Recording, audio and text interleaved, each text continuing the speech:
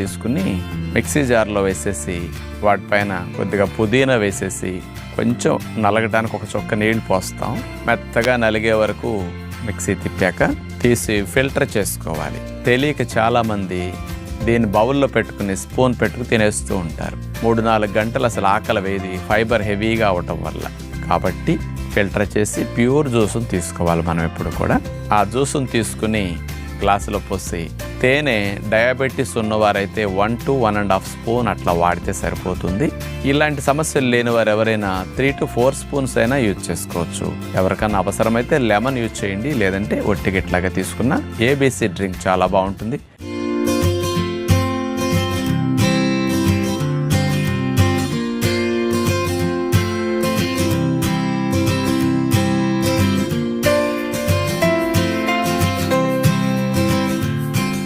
చూసారు కదండి, ఎంతో రుచి